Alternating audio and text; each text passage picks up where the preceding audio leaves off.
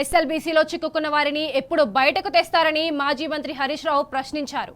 ఎస్ఎల్బీసీలో 8 మంది చిక్కుకుంటే CM helicopter వేసుకుని ఎన్నికల ప్రచారం చేస్తున్నారని మండిపడ్డారు.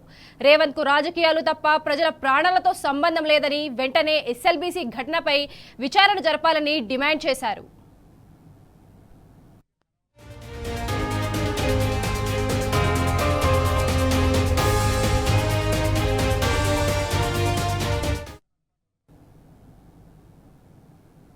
ఎస్ఎల్బీసీ టనల్లో కూలిపోయింది. కాంగ్రెస్ పార్టీ అధికారంలోకి వచ్చిన తర్వాత ఖమ్మం జిల్లాలో పెద్దవాగ్ కొట్టుకుపోయింది. సుంకిశాల ప్రాజెక్టు కూలిపోయింది. పాలమూరు ఎత్తిపోతల పథకంలో వట్టెం పంప్ హౌస్ పూర్తిగా నీటిమయమైంది. ఇవాళ ఎస్ఎల్బీసీ టనల్ కూలిపోయింది. 4 ప్రాజెక్టులు కూలిపోయినాయి. ఇవాళ వీటి మీద విచారణ జరపాల్సిన అవసరం ఉంది. కానీ దీని మీద స్పందించకుండా ఇవాళ రేవంత్ రెడ్డి ఇదేదో బీఆర్ఎస్ఏ కారణమని మాట్లాడితే ఇంతకంటే చిల్లర రాజకీయాలు, సిల్లీ రాజకీయాలు ఇంకోటి ఉండవు. మీరు అక్కడ జియాలజికల్ సర్వే ఆఫ్ ఇండియా వాళ్ళు అసలు ఇన్స్పెక్షన్ చేసిందా లేదా? ఇన్స్పెక్షన్ చేస్తే అక్కడ పనులు జరపొచ్చని వాళ్ళు ఏమైనా ఆదేశాలు ఇచ్చారా? ఒకవేళ ఆదేశాలు ఇస్తే ఏ జాగ్రత్తలు తీసుకోమన్నారు? ఆ జాగ్రత్తలు మీరు పాటించారా లేదా అన్నది ముఖ్యం. ఇలా ఎన్డీఎస్ఏ బృందాలు వచ్చి దాని మీద వెంటనే రిపోర్ట్ ఇవ్వాల్సిన అవసరం ఉంది. ఈ తప్పిదానికి కారకులు ఎవరు అనేది ఎన్డీఎస్ఏ బృందం ఢిల్లీ నుంచి వచ్చి తేల్చాలని చెప్పి డిమాండ్ చేస్తున్నాం. మా హయాంలో 12 కిలోమీటర్ల టనల్ నిర్మాణం కూడా మేము చేయడం జరిగింది. మీ 15 నెలలైంది గవర్నమెంట్ వచ్చి. మీ 15 నెలల్లో 1 కిలోమీటర్ తవ్వినరా? మీరు కాంగ్రెస్ గవర్నమెంట్ వచ్చి 15 నెలలైంది. 1 కిలోమీటర్ టనల్ తవ్వినరా అని నేను అడుగుతా ఉన్నాను. కనీసం సహాయక చర్యలు తీసుకోవడంలో, వాళ్ళను బయటకు తీసుకురావడంలో ప్రభుత్వం పూర్తిగా ఫెయిల్ అయింది.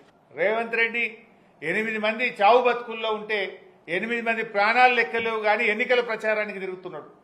హెలికాప్టర్ వేసుకొని ఉన్నొక్క హెలికాప్టర్ వేసుకొని నిజామాబాద్, ఖమ్మం, కరీంనగర్ జిల్లాలో ఎన్నికల ప్రచారానికి పోయింది ఆయన. అంటే నీకు 8 మంది ప్రాణాలు ముఖ్యమా? రేవంత్ రెడ్డి గారు ఎన్నికల ప్రచారం ముఖ్యమా? ఇవాళ వరకు ముఖ్యమంత్రి అక్కడికి పోలే. ఇవాళ వరకు ముఖ్యమంత్రి గారు స్పాట్కు పోయి రివ్యూ చేయలే. ముఖ్యంగా మా మహబూబ్ నగర్, నల్గొండ జిల్లా మాజీ మంత్రులు, శాసనసభ్యులు, మాజీ శాసనసభ్యులు, ఆయా జిల్లాలకు చెందినటువంటి సీనియర్ నాయకులు అందరం కలిసి రేపు అక్కడికి వెళ్తున్నాం. మా శాసన మండలి సభ్యులు కూడా ఉన్నారు నల్గొండ, మహబూబ్ నగర్లో. అందరం కలిసి రేపు అక్కడికి వెళ్లి పరిస్థితిని సమీక్షిస్తాం. ఇక్కడికి పోనీయకపోతే అది వాళ్ళ మూర్ఖత్వం. ప్రజలు గమనిస్తుంటారు. ప్రజలు గొప్పవాళ్ళు. మేము దేనికి వెళ్తున్నాం? ఇలా 5 రోజులు అయిపోయింది. కనీసం వాళ్ళు ఏమైనరు, వాళ్ళ పరిస్థితి ఏంది, ఒక స్పష్టత ఇవ్వలేకపోతుంది ప్రభుత్వం.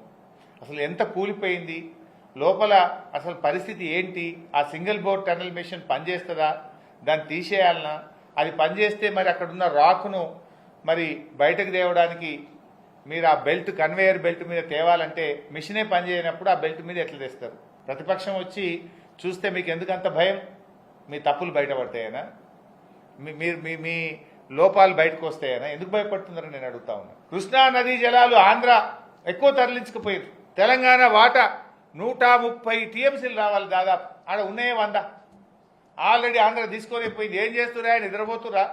ఆడ సాగర్ కుడి కాలువలో రోజుకు 10,000 టీఎంసీలు 3 నెలలకెళ్ళి పోతుంటే మీరు ఏం చేస్తున్నారు? ఖమ్మం, నల్గొండ, మహబూబ్ నగర్, మహబూబాబాద్ మంచినీళ్ళు కూడా దాని మీద ఆధారపడ్డాయి. మొత్తం నీళ్లు పోయినాక గుడ్లప్పగిసి చూస్తారా? పంటలు ఎండిపోతే రేపు ప్రజలకు తాగునీటి అవసరాలు ఉండేయని మేం కొట్లాడితే గప్పుడు నిద్రలేసి ఉత్తమ్ కుమార్ రెడ్డి పోయి కేఆర్ఎంబీ చైర్మన్ కలిసిండు.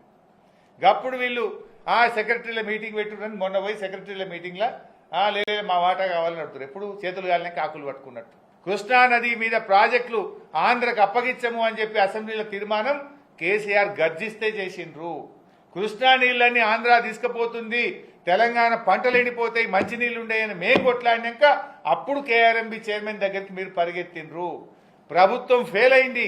ప్రతిపక్ష పోరాటం వల్లనే ఇలా రాష్ట్ర ప్రయోజనాలు, ప్రధాన ప్రతిపక్షంగా మా బాధ్యత నిర్వర్తించడం వల్ల, క్రియాశీలకంగా మేము పనిచేయడం వల్లనే ఈ రాష్ట్ర ప్రయోజనాలు కాపాడబడుతున్నాయి. ఇవాళ హత్యలు జరుగుతున్నాయంటే this a failure of the government. నీ ఎస్పీ ఏం చెప్పిండు? మొన్న భూ తగాదాల వల్ల ఆయన చనిపోయిండు అని చెప్పిండు. మంత్రులు ఏం మాట్లాడుతున్నారు? అంటే ఎస్పీ కరెక్టా? రాజకీయాలు మాట్లాడుతున్న మంత్రులు కరెక్టా? మీ జిల్లా ఎస్పీయే చెప్పిండు కదా దీని వెనుక రాజకీయ కోణం లేదు, ఇది కేవలం భూ తగాదాల వల్ల జరిగింది, పలానోళ్ళని అరెస్ట్ చేసినామని నీ ఎస్పీయే చెప్తుండు. నీ ప్రభుత్వంలో పనిచేస్తున్న నీ ఎస్పీ చెప్తుండు కదా. అంటే ప్రజలకు అర్థమైంది పోలీస్ అధికారి తప్పు చెప్పాడు కదా. మీరు రాజకీయాలు చేస్తున్నారు.